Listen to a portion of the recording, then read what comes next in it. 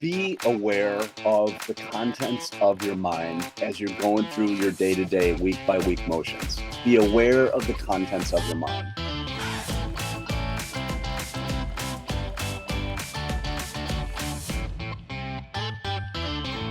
Hello, everybody. Welcome to another episode of the best MBA podcast in the world, Get to Be School. This is your host, Drex, and I am so grateful that you are here on the week of Thanksgiving. I am indeed grateful that you're here. It's my favorite week of the year, people. I am ecstatic about this week. My sweet wife surprised me with a flight. She surprised me with a flight. We're going home for Thanksgiving. I am so happy to go see my family and see a few more of the people that we love and be surrounded with family on Thanksgiving. I'm psyched for it. I hope you're doing well. I hope that you're able to spend this week with people that you love. Please reach out if we can do anything for you. The episode this week is a ton of fun. We are having Professor Craig Wortmann. I just got done taking Selling Yourself and Your Ideas, his amazing class here at Kellogg. The first week of class, my buddies, they elbowed me and they said, hey, you've got to have him on the podcast. I putzed around a little bit, finally asked him a few weeks in, and he was so quick to say yes. I'm very, very grateful that Professor Wortmann would come on the show. This episode is meant to kind of give a little bit of a flavor of what classic Kellogg would be like for anyone who's curious. And also, I just think Professor Wortmann has a lot of great content and he has such a good way of sharing it. So I'm grateful that he would come on and share a few insights.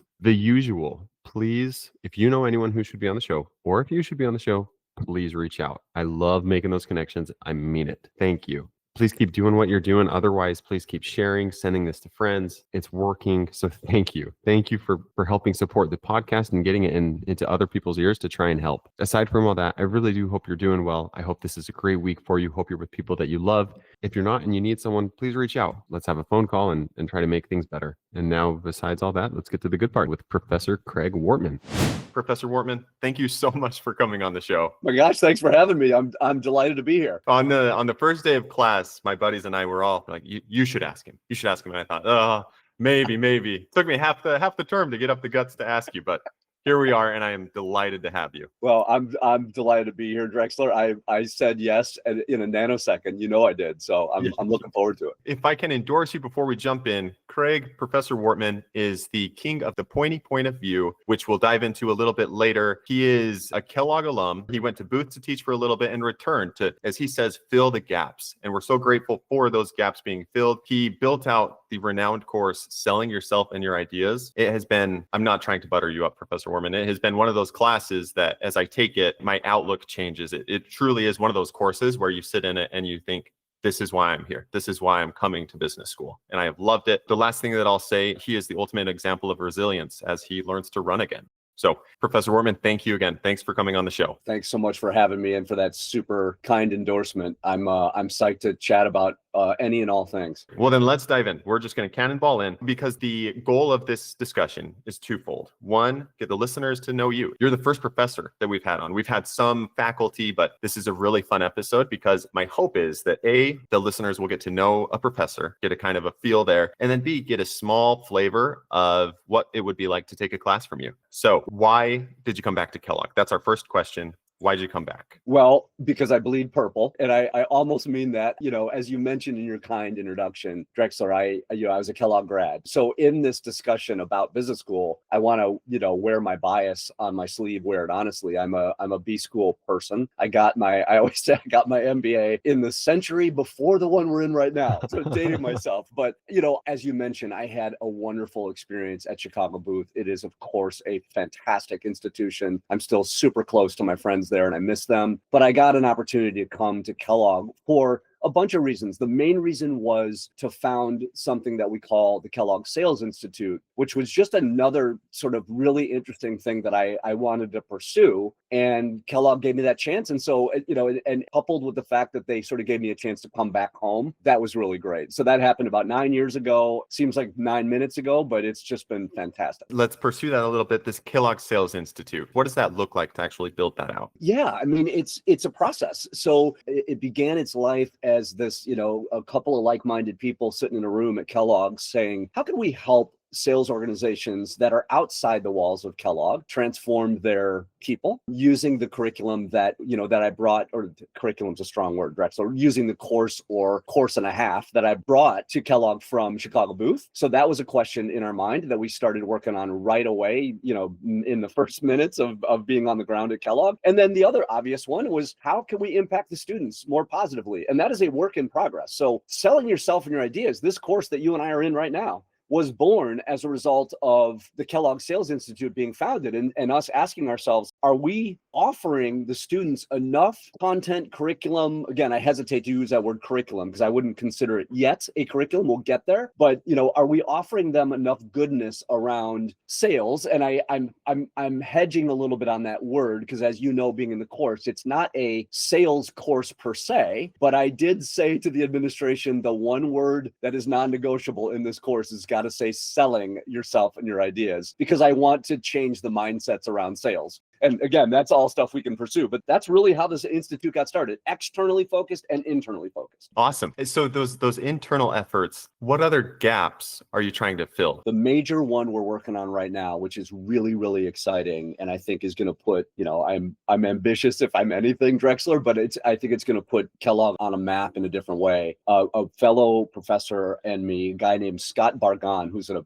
phenomenon of a guy. We are building what's called modern GTM, so modern go-to-market. So that's going to be an MBA course. We think that's going to debut in the 2026 year, so next year. And what that's about is looking at how sales, marketing, client success, and revenue operations are all changing in the age of AI. So how we might use data and evidence to inform our behaviors, which, as you know, Drexler, is something I care a lot about. Like, what are your behaviors? What are your skills and disciplines in a room with people when you're trying to persuade and influence them? We're just now going to add this unbelievable engine to that. And so we're calling it Build the Modern GTM Engine. So that's up and coming. So stay tuned. I'll extend. I'll just stay at Kellogg until this curriculum. You'll be both. You'll be both. That was a really fun overview into kind of your professional, well, you're not even professional because you run your own company outside of this too. Can you just give a small little flavor as to what Professor Wortmann is doing outside of Kellogg? Yeah, I do. So like a lot of clinical professors, I run a business. It's called Sales Engine. It is small but mighty. It's 16 years old. There's about a dozen of us. And what we do, again, I'm speaking in ambitious language, but it's true. What we do is try to help transform salespeople to be magnetic and unstoppable in every room they're in. So we do what we call build sales engines. I really know nothing about engines, but I know a little bit about sales engines. And it's just, it's my baby. It's such a pleasure. I mean, it's like my Kellogg classroom. It is just a pleasure to do the work. That's so we're lucky. We fight above our weight. We go all over the world and we just try to touch a lot of people. We really try to get into their mindset around how their behaviors and their skills and disciplines are formed in every room they're in and try to make them absolutely unstoppable. I'd assume that everything you teach us in class, you're teaching to your team as Sales Engine. Is that accurate? That is accurate. It's interesting, Drexler. So it's a two-way street, to use a tired metaphor, but it's a two-way street. It's, I learn a lot at Kellogg. You all are forcing me, you in a gentle, wonderful way, you sort of push me into the future by the questions you ask in the room, by the demands you make outside of the room. And I mean, I mean that in the best sense. Like, hey, why don't we have a modern go-to-market engine, course that looks at AI and the impact on sales? Like, okay, let's do it, right? So that street pushes us to get better on the sales engine side. The sales engine side, because we're in rooms with executives and salespeople and sales leaders and CEOs every single week, we bring those insights back to the classroom. So it's just this great, it's really, if you think about, this is a little nerdy on the business school front, Drexler, but it's like, if you think about the role of a clinical professor, clinical just means I'm a practitioner. That's exactly how it's supposed to work. The push and pull between the goodness of an academic institution and the goodness of being in the room where it's really happening with companies that are trying to figure this stuff out. You're touching on a theme that I kind of want to take into the next realm of discussion here. When we talk about this changing your behavior, you mentioned you want to help your people at Sales Engine change their behavior. Here's where we're going to start talking about classroom themes. Yeah. You talk about discipline, knowledge, and skill. Can we dive a little bit deeper into those three tenets and how they actually help you change your behavior? You betcha. It dawned on me, oh boy, 16, 17 years ago, as I approached my teaching at Chicago booth. Here I was, a very, very rookie teacher and getting an at bat at an institution like Chicago Booth, world renowned, I had horrible imposter syndrome. I was nervous. But what occurred to me in developing my first course was there's a bunch of stuff you need to know. But as I thought about my own career and the mistakes that I made, lots of them as I emerged from business school and started starting companies and, trying to sell and do all the things, is that I didn't actually lack knowledge. I mean, Kellogg filled me with knowledge and, I'm still working on that. What I was missing were some key skills and disciplines. And so these three words are always in the room, as you well know. When I'm in the room, they're always in the room because, and you mentioned Drexler, sort of pointy point of view, which, by the way, I have to give credit where credit is due. That is a construct of my dear friend, Professor Suzanne Mushin, a phenomenal Kellogg professor. She taught me that line and I fell in love with it and her immediately. And I'm said, I got to use that. So one of the things I say to people, and I say this every week to students, to clients, everybody in between, is you have too much knowledge. I smile as I say that because you and your audience, what that doesn't mean. It doesn't mean get dumber, right? No one would listen to podcasts. Nobody would show up at school. What it means is knowledge is wonderful, but only until it's matched with incredibly finely tuned skills and tremendous discipline. You could use grit, you could use habits, you could use routines, rituals. I like the word discipline. That's got to be on our minds. And so as I design courses and I design courses for Sales Engine and consulting projects, we are very forthcoming and pointy about the notion that what we're actually talking about in everything we do is skill and discipline. And yeah, we hope knowledge comes along. We hope to make it, all of us, ourselves included, smarter in the process. But what we're actually talking about is skill and discipline. What are the specific disciplines? What are some disciplines you put into your life that the listeners could maybe implement in theirs? Yeah, let's do it. Let's do a quick progression on one thing that comes up in the room all the time. It came up in our classroom, Drexel, 10 weeks ago, which is, let's just start with an example. Everybody knows that in their life, in order to have great relationships and in order to be persuasive, otherwise known as selling yourself and your ideas, we have to be good listeners. Now, notice I say everybody knows they have to be a good listener. There's no human on planet Earth who has reached adult stage that doesn't know that. Like, that's the knowledge. But guess what? That doesn't do much. Does that make me a good listener? No. And you could tell I'm a pretty verbal guy. So this is one that I struggle with, right? But we're all smart enough to know knowledge that we need to be good listeners. Now the question becomes, okay, if we all know that, then how do we do it? Well, how is a combination of skill, answering the question how, not what. What is Craig, listen. Right. How is Craig? How does Craig actually listen? That's a combination of skill and discipline. And just to move quickly, I'll just give you sort of one example of a skill that's under the category of listening, and a couple of disciplines. Great. I think the superpower skill of listening is asking the next right question, which this is literally true, Drexler. I'm watching you execute this skill, this sort of 401 level skill in real time. You run a podcast, means you have to be good at asking the next right question. The next question you ask me is not going to be, hey, Craig, what's your favorite color? Right. That would be an unskilled question to ask in a podcast. You're skilled, so you're going to ask me the next right question. So that's a skill, which is an ability that you have to execute. Now to finally your question, what is the discipline of listening? Well, here's one, and your listener is not going to be able to see me do this, but I'm shutting my mouth. Craig, shut up. That is not a skill or a knowledge. That's a discipline. Craig either shuts his mouth and listens or he doesn't. Here's another really powerful discipline that's underneath listening, that is an act of persuasion. If you and I were in a high stakes meeting and you're unpacking a whole bunch of complex stuff, I am at some point, I'm going to ask you the next right question. That's skill. I'm going to shut up to listen. That's discipline. And then I'm going to execute another discipline. I might say something like this: Drexler, that's interesting. Let me play back what you just said. I want to make sure I heard you. Did you just tell me that your two biggest concerns this quarter are X and Y? Because that's what I heard. There's lots of names for the same discipline: confirm, rephrase, restate. This is actually one of the most powerful things you can do when you're listening to another human being. So that's why in every room I'm in, I'm always trying to break these big rocks.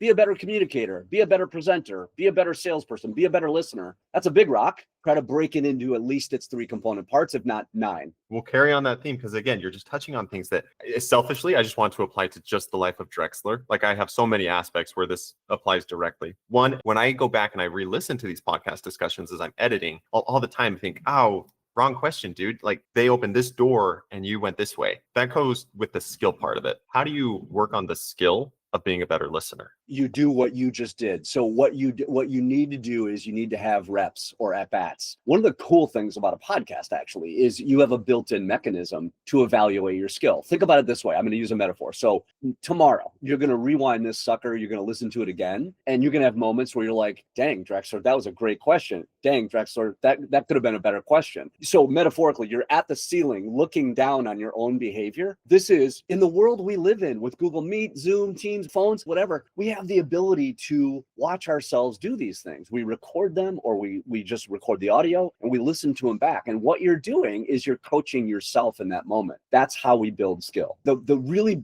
better answer to the question, Drexler, that you're asking is, I'm going to give you a hard example from last week. 2 weeks ago, I had 200 very senior people from a company that you know, I will remain nameless, but the company you know, senior executives in a room for 3 days. I had a 3-day workshop. Wow. Crazy. It was like packing an MBA course into 3 days. It was nuts. Banana town. What I had in the room, thank goodness, were my teammates from Sales Engine, all of whom were facilitating sessions with these executives when I would get off the stage. But what they were also doing, Drexler, is being my coaches. And so when that thing ended and we walked out of the room, one by one, they gave me feedback on my skills or my lack of skills. And they gave it to me straight. You know, our team, we do not pull punches because we're all each other's coaches. So the junior most person on my team, actually, this is actually true, she called me and said, I've got some tough feedback for you from that event. And I said, excellent, lay it on me. Did I want to hear tough feedback? Of course not. You know, I think of myself as a high performer. Doesn't matter what I want. If I'm going to be, you know, quote unquote, an elite athlete of teaching, if I want to be an elite athlete of teaching, I have to have that whether I want it or not. That's how we build skill. And by the way, it's how we build discipline. It's how we build knowledge. Kudos to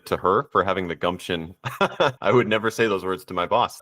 That's awesome that you've cultivated an environment where she can say that. That's admirable. You just talked about coaching. Coaching is a hot topic where people try to decide if it's worth it, yes or no, when to use a coach, who to get for a coach. Can you double click a little bit on coaching and the importance of finding the right coach? Yeah, I sure will. I love this topic and I'm glad that it's hot. I mean, it's weird that it's hot because it should be hot all the time. I'm going to go back to something I said to you a couple minutes ago and use this as an analogy. What I always say to people, I've said it to you, Drexler, and your fellow students in our classroom. In a manner of speaking, we are all elite athletes. We just happen to be elite athletes called business school students or business school professors, whatever. But I say this to sales organizations every week. We are elite athletes. We just happen to be on a field of play called sales. You could substitute anything, parenting, dating, anything. And if that's true, think about your favorite elite athlete. And the next question is, how many coaches do they have? And of course, the answer is tons. They have head coaches. They have assistant coaches, strength coaches, position coaches, nutritionists, brand coaches, stretching coaches. I could go on. An elite athlete has lots of coaches. So if we're going to be elite at anything, if we're going to be magnetic and unstoppable in every room we're in, we've got to surround ourselves with coaches. Now, notice I'm not answering your really good question, which is where you find them. This is a tricky question because in one sense, they're everywhere. That's not helpful. But what I always say is look to the left, look to the right. There's coaches. And again, that's not very helpful. What I think we all need to do is we need to just step back and look at our social network and look at our business network and ask ourselves, are there people in my life that I'm walking the halls with at work or going to school with at class or in my social circle who are just really good at stuff? I mean, Drexler, just to give you a concrete example, if I were to ever start a podcast, I would reach out to you and say, could you be my coach as I stand this thing up? I don't know how to do a podcast. I don't know what involved. I don't know what this knowledge, skill, and discipline is, but you do, and you're my friend now. Would you coach me? And then I would go all the way with this. And then I'm going to stop because I want to make sure I'm going where you want me to go on this. But I would ask you. And then in that conversation, if you said, you know, hopefully, and I've had people say no to me, and that's totally fine. I ask this a lot of people. But if you said, yes, Craig, what I would say is, okay, then Drexler, let's double click down on that. What that means is, what this literally means is I'm asking for a half an hour a week of your time, which is a huge commitment. I'm asking for a half an hour. I will send you an agenda in advance. The agenda will be, shock of all shocks, knowledge, skill, and discipline. I will be asking you questions about those buckets as I stand up my own podcast. So there's two tricks there. And I hate the word trick. I shouldn't have used it because it doesn't mean magic and it doesn't mean manipulation. It's just there's two things there to see. One is I stood back for half a second and I said, who in my life knows how to do a podcast? Oh, Drexler knows how to do a podcast. Or who in my life is a great salesperson? Who in my life is a great presenter? Who in my life is the best I know at having difficult conversations when there's heat in a relationship? And how might I acquire her or him as a coach? And that's one. So that's one. I promise your listeners, they're there. If you just look around, they're there. And then the next one is be really clear what you're asking for. Because most people will say, hey, Drexel, will you be my coach? And then I'll probably never follow up with you. It was never made concrete. Maybe I talked to you once in 3 months. And that's okay. You're my friend, and I'll get value out of that once every 3 months, but not really. Coaching should be more, have a better cadence than that. That's extremely applicable, and I love takeaways that we can implement today. Look to your left, look to your right, state your expectations, and then actually, follow up with them. That's exceptional. Anything to say there before we pivot to a different topic, actually? It's just another click on it. So one last thing to suggest, and I'm always try to give concrete examples. When I walked into the Kellogg brand new building for the first time, 9 years ago to become an employee, one of the things that I literally was thinking, I can promise you I was thinking this as I approached this, beautiful glass building that we get to be in. I thought there are a whole bunch of professors in this building who are world renowned at what they do, who will be my coach. And just to give you a concrete example, there's a woman that that you and I both know, who walks the halls of that building called Dr. Vicky Medbeck. And I had a little luck here. So I always mention the luck that I have. I knew Vicky before I walked in the building, but I knew she was in the building because she's a Kellogg professor. And now I'm a Kellogg professor. Well, but that didn't stop me from when I knew I'm growing my business. I need to become a better negotiator. I called her and she is my coach. And it's just a beautiful thing. Like, how lucky is that? Who gets to call like a world-renowned expert in negotiations their coach?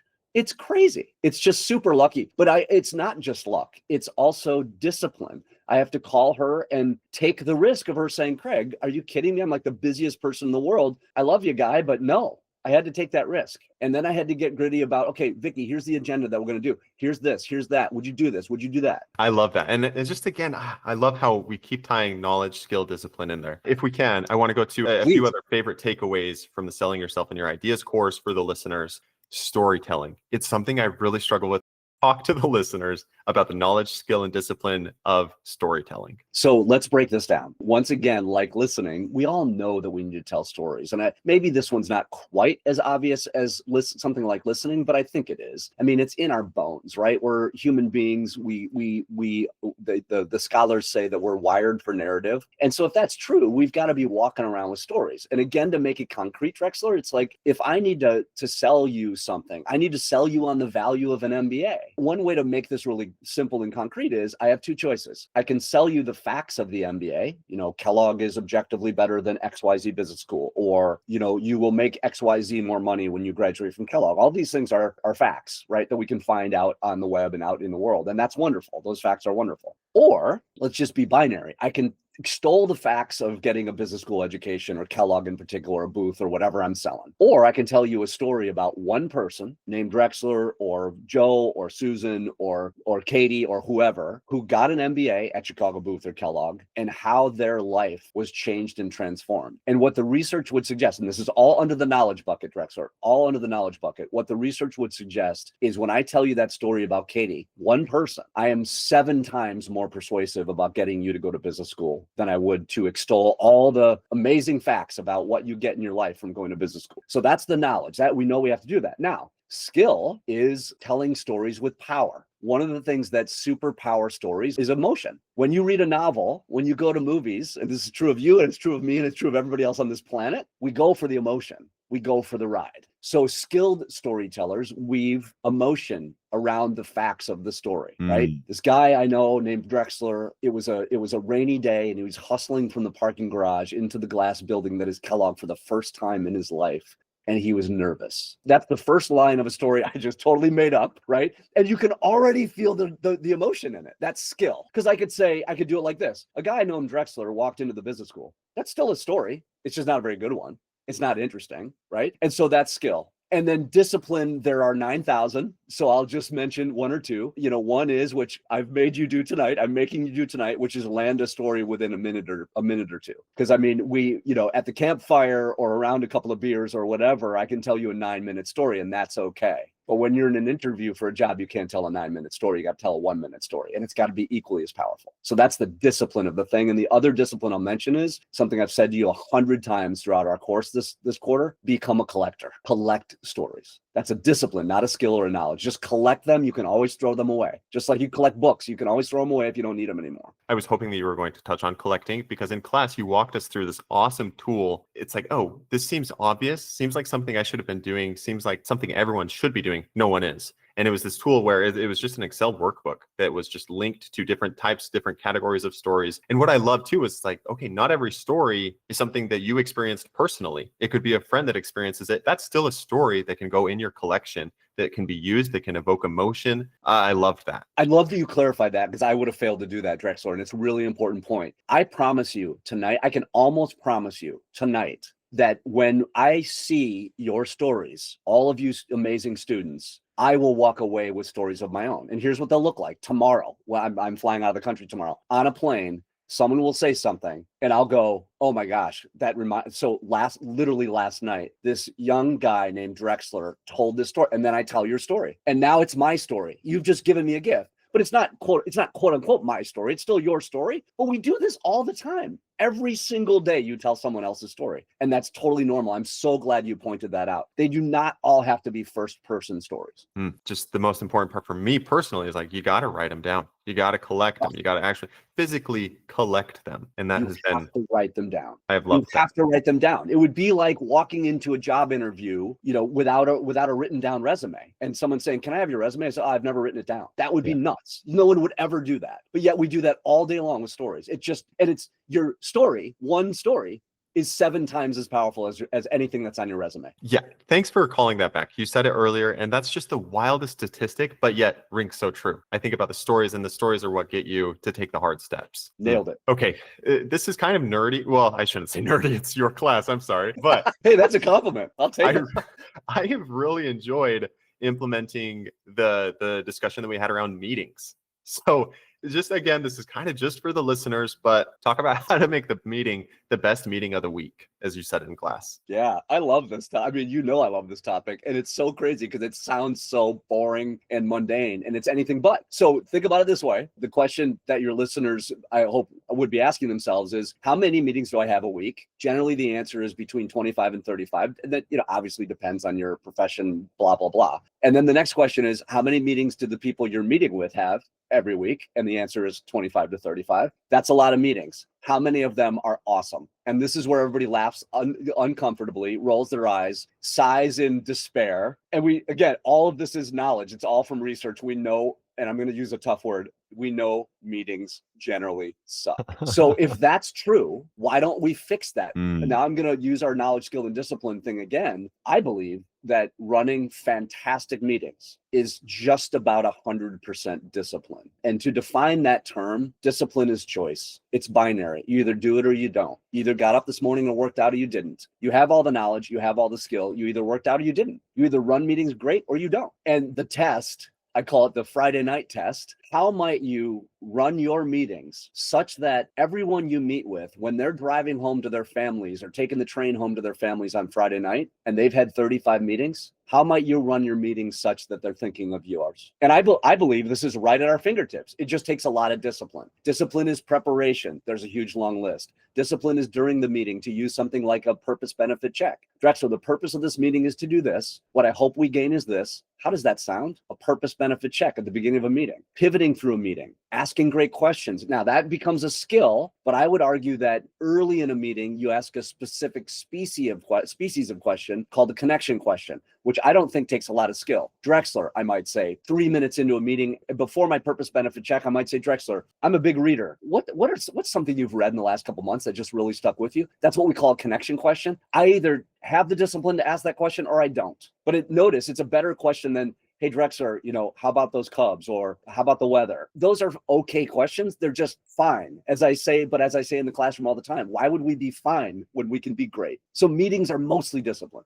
closing early, giving people a few minutes of their day back. These are just disciplines. I am kicking myself so hard because the whole week I was like, okay, remember benefit check, remember to start with a connection question. And what did I do? I just jumped right in, dang it. Oh, That's feedback though. That's good feedback for you. So next time, next guest, you might bust out the purpose benefit checks. We're all learning. I forget to do purpose benefit checks too.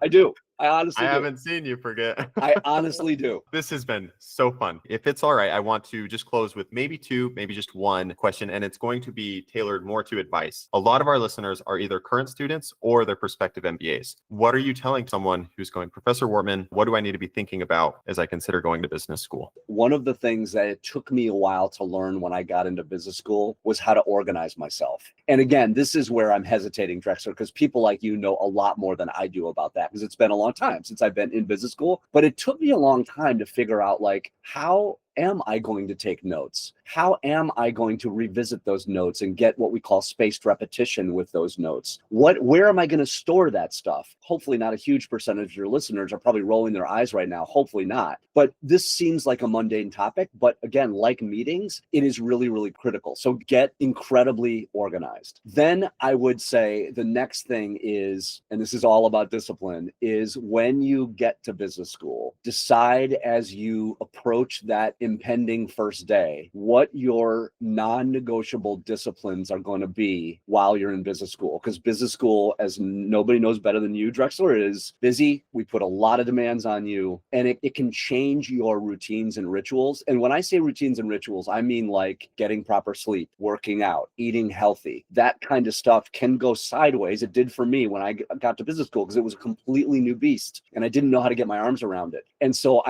what I want for you students, and I say this in the classroom, you've heard me say it, is what are your non-negotiable daily disciplines that are not going to go away? Business school is going to have to work around them, not them around business school. That would be a big question I would ask. You touched on that. That was something you talked about last week or the week before, but it has been ringing in my head. And this is a very personal question and selfish of me to ask, but I will because I've been thinking about it nonstop. How do you do that with kids? I'll probably edit this out too, but I've just been thinking about that. It's almost every day, my non-negotiables, they don't get taken out of the equation, but they get pushed around so much. I have a really simple answer that's anything but, it's simple to understand, anything but to implement. But if you're lucky enough to have a partner, which I was always lucky enough when my kids were born and little, and now they're grown, but throughout all of that madness and wonderfulness, I had a partner. And the simple answer is you two together sit down and decide what your daily disciplines are, and then have each other's back. So when, Drexler, when you're working out, I'm with the kids. When I'm working out, you're with the kids, that kind of thing. I know it's so simple to say, and look, I was in the chaos, and was I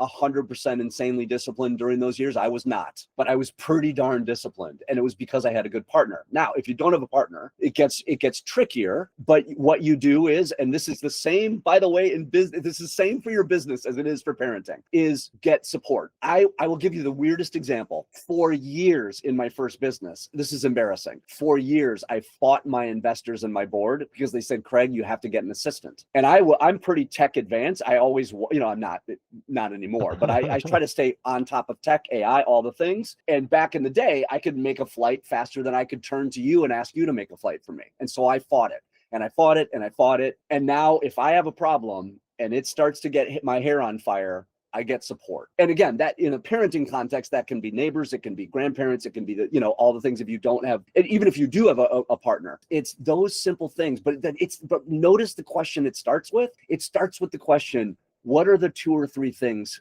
that I have to do every day to keep this physical plant and my mind in the right place when I've got the chaos of young kids? That was a question very focused on what I'm going through in my personal life, but I'm going to leave that in because that is very helpful. And so, once again, kind of like, oh, you said it, but simple. Like, why didn't my partner she's amazing. And to think that I hadn't been including her as much, it's like, duh, that was the missing piece. Yep. It's a partnership. It's a partnership. Always is. Just like in a company, the kids are the products and services. It's the same thing. And it really goes back, Drexel, in a weird way, not in a weird way. It goes back to our coaching conversation. I mean, the more coaches you're surrounded with, the faster and better you get. And then you have more time to do, because you're more efficient, you're faster, you're better. I'm a better negotiator now, way better than I was, thanks to Vicky, in a very material way. That saves my life and business time, which now I could deploy to kids or I could deploy to business school or whatever. I have loved how everything ties itself back into itself.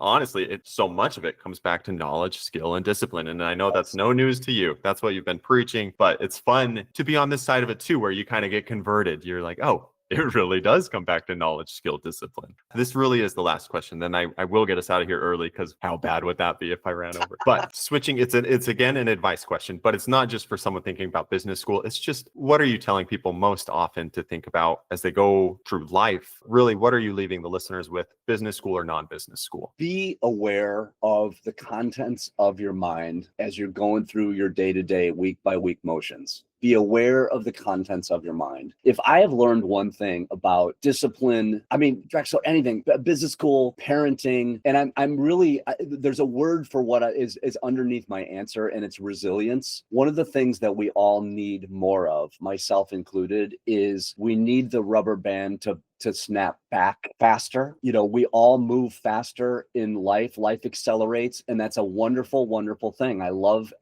almost every minute of it. But what it demands of us is, when something doesn't go our way, when something bad happens, which unfortunately happens to all of us throughout our lives, weird stuff's going to happen and hit us sideways. We need to snap back and get back up off the ground faster. And what that requires is us, the first step in the process is that I've learned in having resilience challenges of my own, is to go to the ceiling and look down on the contents of my mind and ask myself, how much of the negative stuff that's in my head, A, is real, and B, can be sort of reframed to give me some forward motion. That is very easy for me to say to you and very hard to do. But if you just do it, and you'll get better and better and better at it over time, and you'll get faster and better and better over time. It's just go to the ceiling, look down and say, okay, I just got knocked down, or I got tough feedback at work, or I got my course evaluations and they weren't what I wanted them to be, and that hurts. Okay, how much of this in my head is helping me move forward, and how might it be reframed? And then do the hard work of reframing it and take that step, and on you will go. That's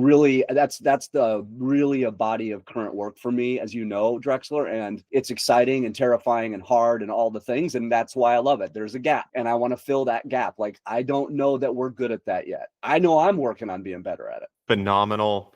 I was not expecting that answer. Be aware of the contents of your mind, and then tying it into, okay, this is for you, the listeners. We didn't get to dive in, and I intentionally didn't, because I don't want to repeat things. Professor Wortmann goes through a Bounce Back Better lecture. I will link the episode in the show notes, because what you're talking about right now, Professor Wortmann, it's resilience, but it goes into, there's this great discussion you had with a member of the Kellogg faculty where, please go, listeners, please go listen. And Professor Wortmann dives deeper into, looking down from the ceiling, as you just said, and it's phenomenal. So we won't cover it here, but please go and listen. I'll put it in the show notes. Okay, Professor Wortmann, we'll get on our way. I'll let you go, and you just have the craziest schedule, and I'm so grateful that you would take your time and be with me for a little bit. It really means a lot. I am grateful for your fantastic questions. I hope you can tell, this is super fun for me. So thank you for asking, and thanks for listening and giving me a chance to talk about this. Is really, I think it's super important stuff. So it's my pleasure to talk about it. Thanks for giving me the opportunity to do it. Thank you.